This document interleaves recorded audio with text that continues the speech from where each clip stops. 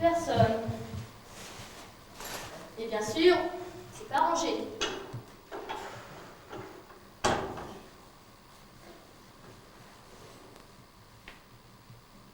Mais je suis pas mal. Un peu d'exercice me ferait du bien tout de même. 1, 2, 1, 2, 1, 2. Encore. Voilà. Je me sens mieux. Puis ça se voit. La voix maintenant.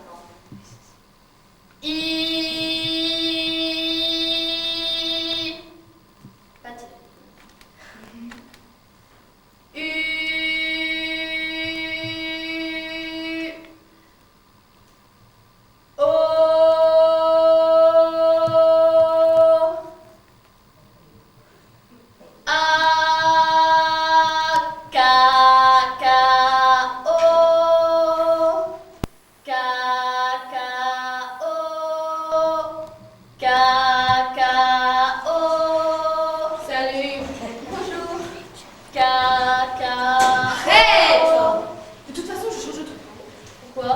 Vous êtes tous nuls, hein.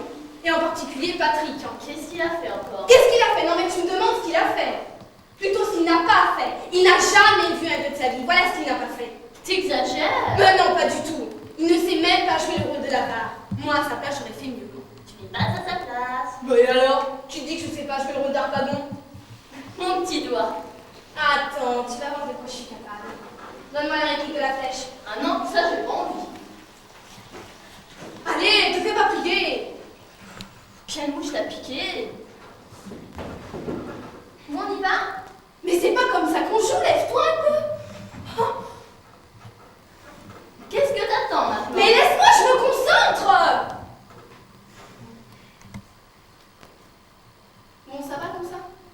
Oui. Non, peut-être comme ça. Oh ben non, t'étais mieux De avant. toute façon, c'est moi qui décide. Or d'ici tout à l'heure, et qu'on ne réplique pas. Allons, que l'on détale de chez moi.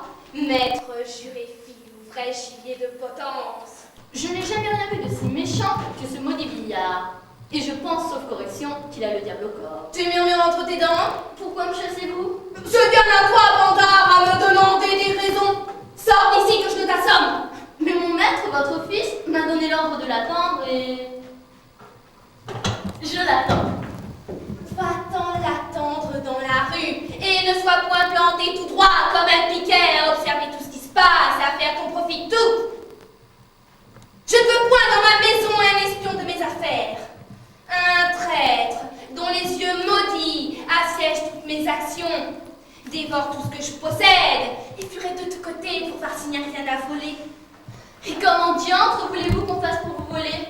Êtes-vous un homme volable qu'on va enfermer toutes choses et faites sentinelle jour et nuit? Je renferme ce que bon me semble et fais sentinelle comme il me plaît. Voilà bien de mes mouchards qui prennent garde à ce qu'on fait.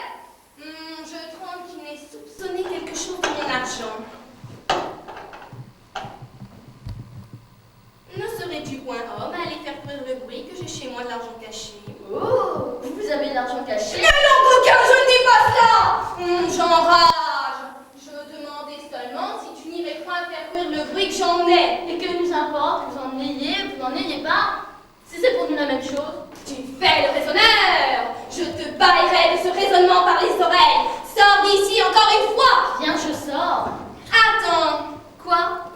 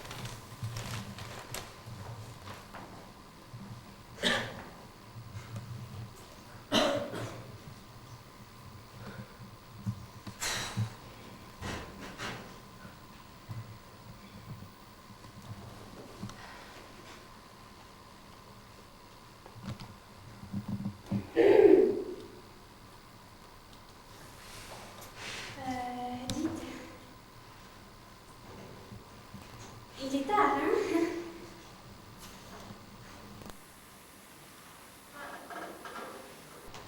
Puis les garçons ne sont pas encore là. Je me disais que, en attendant, si vous vouliez bien, enfin, comme j'ai pas très bien joué la dernière fois, enfin, je me disais que... Bon, Cécile, arrête de tourner autour du pot. Qu'est-ce que t'as à nous dire? Vas-y. Bon. Je ne passerai pas par 4 chemins. J'irai droit au but. Je ne tournerai pas autour du pot non plus. Bon, en 2 mots... Cécile! Bon, est-ce que vous pourriez répéter une scène avec moi Enfin, je ferai Élise, avec aussi Cléante, Aurélie. Ouais. Et puis, Harpagon. Harpagon. N'est-ce pas, Anne-Angélique? Je boude. Mais enfin, t'es pas ici pour bouder, tu es ici pour jouer. Mon jeu est ringard. C'est pas vrai. De plus, nous savons toutes que ton jeu est très supérieur à celui de Patrick. Ah oui, tout à fait. N'est-ce pas, Cécile? T'as entendu? C'est tout l'effet que ça te fait.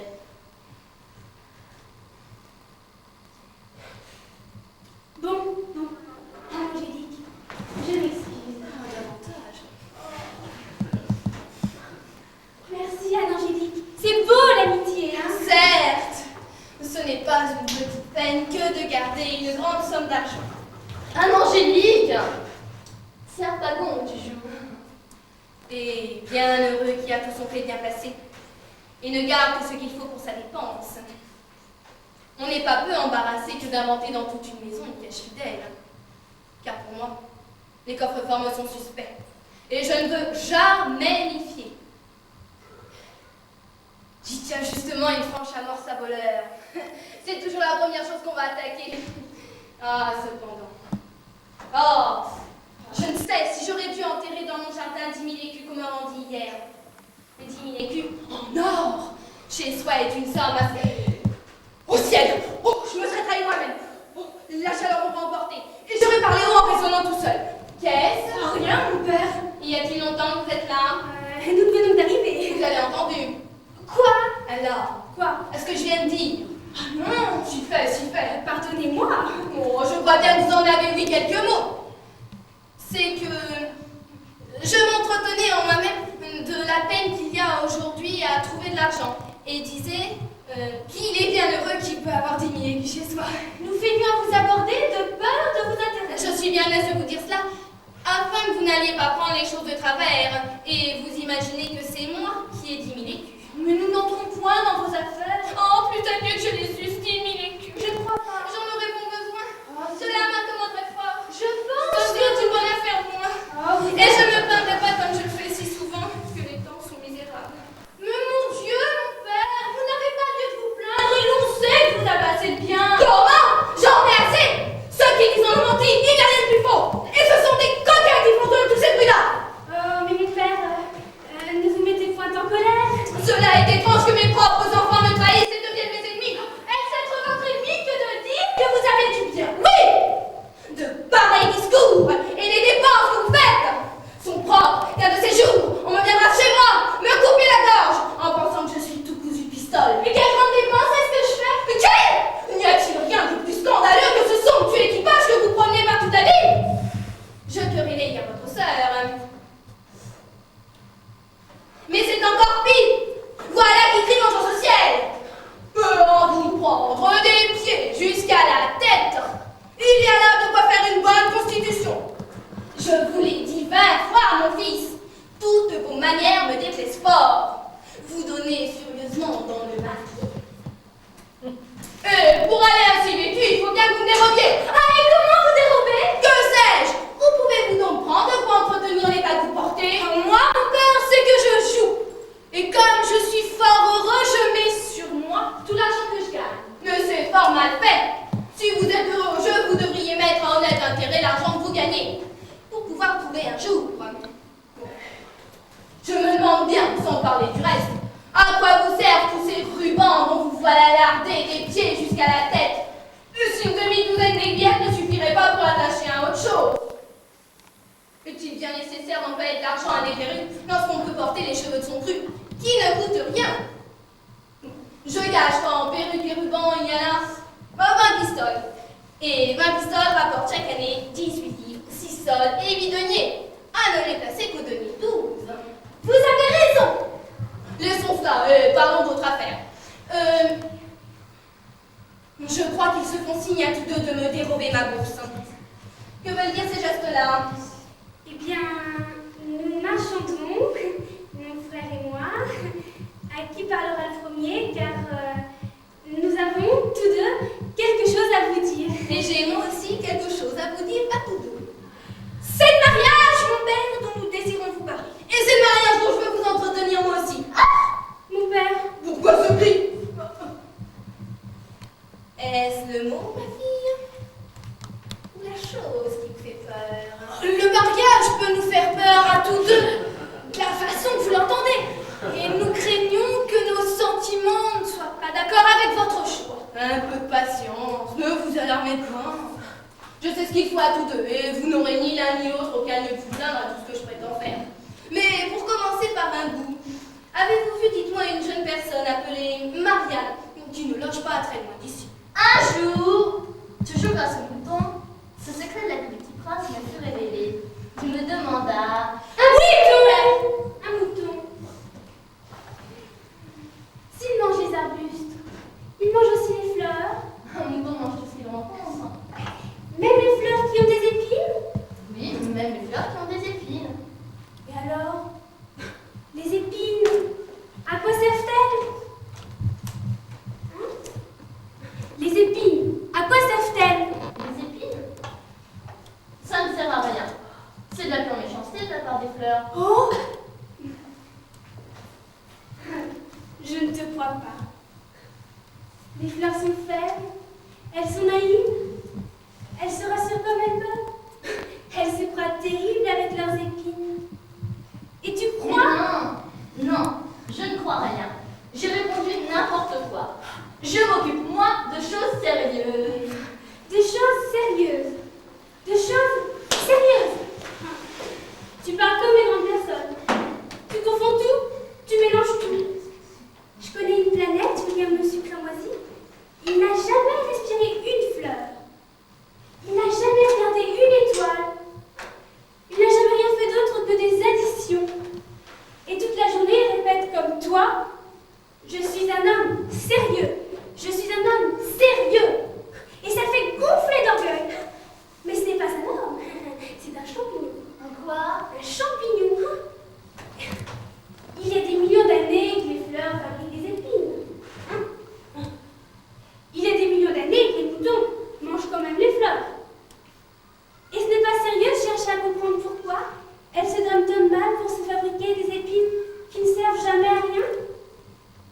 Ce n'est pas important la guerre des moutons et des fleurs. Ce n'est pas plus sérieux et plus important que les additions d'un gros monsieur rouge. Et si je connais, moi, une fleur unique au monde, qui n'existe nulle part, sauf sur ma planète, et qu'un petit mouton peut anéantir, comme ça, un jour, sans se rendre compte de ce qu'il fait, ce n'est pas important, ça. Si quelqu'un aime une fleur, qui n'existe qu'à un exemplaire dans des millions d'étoiles, cela suffit pour qu'il soit heureux quand il les regarde. Il se dit, ma fleur est là, quelque part. Mais si le mouton mange la fleur, c'est comme si brusquement, pour lui, toutes les étoiles s'éteignaient. Et ce n'est pas important, ça? La nuit était tombée. J'avais lâché mes outils. Je moquais bien mon plomb, mon marteau, de la soif et de la mort. Il y avait sur une étoile une planète, la Terre. Un petit prince à consoler. Je le pris dans mes bras, je le berçais, je lui disais « La fleur que tu aimes n'est pas en danger. Je dessinerai une muselière à ton mouton. » C'est à vous qu'il faudrait la dessiner, la muselière.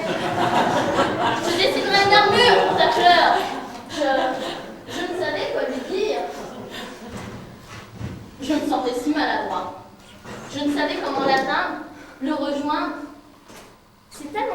mystérieux, le pays des larmes. Mais moi, je sais que tu n'es pas mystérieux du tout. C'est quoi? Votre façon de jouer. Non, mais vous vous prenez pour qui? Non, mais c'est quoi ça? Et les petits moutons, et les petites fleurs, et les petites étoiles, et gna gna. Non, mais n'importe quoi. N'importe quoi. Mais vous êtes avide de rêve, ma parole. Mais c'est pas possible. D'où ça sort tout ça? On vous a jamais appris ça? Vous pensez même pas à ce qui peut vous arriver demain? Ou bien après-demain? Ou bien dans 20 ans, dans 30 ans? Non, ça peut pas vous arriver à vous. Ça ne peut pas, non. Mais il faut que je vous dise. Il arrive un jour, voyez-vous. Il arrive de bonheur pour beaucoup. Où c'est fini de rire, comme on dit. Parce que derrière tout ce qu'on regarde, c'est la mort qu'on aperçoit. Oh, vous ne comprenez même pas ce mot-là. Vous, la mort, à votre âge, ça ne signifie rien. Au mien, il est terrible. Oui, on le comprend tout d'un coup. On ne sait pas pourquoi, ni à propos de quoi. Et alors, tout change d'aspect dans la vie. Moi, depuis 15 ans, je la sens qui me travaille. Comme si je portais en moi une bête rongeuse. Je l'ai sentie peu à peu, mois par mois, heure par heure, me dégrader ainsi qu'une maison qui s'écroule. Elle m'a défigurée si complètement que je ne me reconnais même pas. Je n'ai plus rien de moi. De moi, la femme radieuse, fraîche et forte que j'étais à 30 ans. Elle a teint en blanc mes cheveux noirs. Et avec quelle lenteur savante et méchante, elle m'a tout pris. Ma peau ferme, mes muscles, mes dents, tout mon corps de jadis, ne me laissant qu'une âme désespérée qu'elle m'enlèvera bientôt aussi. Oui, elle m'a émietté la gueuse. Elle a accompli la longue destruction de mon être, seconde par seconde. Et maintenant, je me sens mourir en tout ce que je fais. Chaque pas m'approche d'elle. Chaque mouvement, chaque souffle hâte son odieuse besogne. Respirer, boire, dormir, manger, rêver. Tout ce que nous faisons, c'est mourir. Vivre, enfin, c'est mourir. Mais non, vivre, ce n'est pas mourir. Vivre, c'est rire, chanter, danser, jouer. Depuis tout à l'heure, tu me parles de la mort. Mais pourquoi, hein? On vieillira tous un jour ou l'autre, et on finira tous un jour ou l'autre sous terre. Alors, ça sert à rien d'en parler comme ça et si souvent.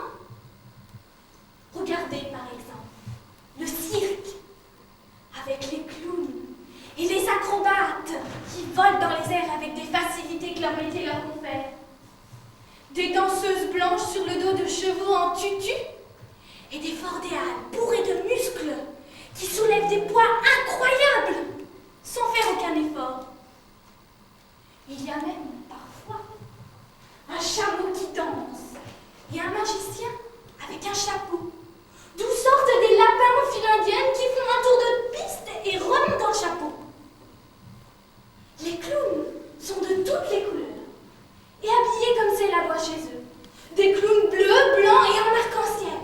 Et ils ont un nez tout rouge. Derrière eux, il y a la foule de spectateurs qui applaudissent sans arrêt. Et pourquoi applaudissent-ils? Mais parce qu'en regardant ce spectacle du cirque, ils sont heureux. Ils peuvent oublier tous leurs soucis de la vie quotidienne. C'est ça qui est merveilleux. Tout oublier, c'est là la magie. En parlant de clown, comme ça. Dis-vous, Cécile, Patrick. C'est rien, moi. Pourquoi tu me dis ça? Tu devrais le savoir. Il devrait être là. Ah oui, il devrait être là. Il n'est pas là. J'avais même pas remarqué. Enfin, je sais pas. Ah, mais oui, je l'ai vu hier.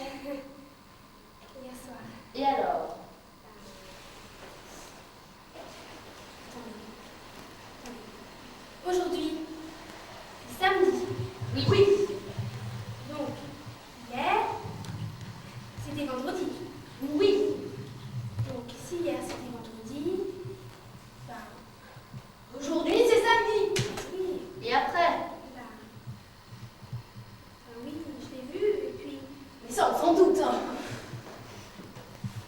puis ben il m'avait dit de vous dire que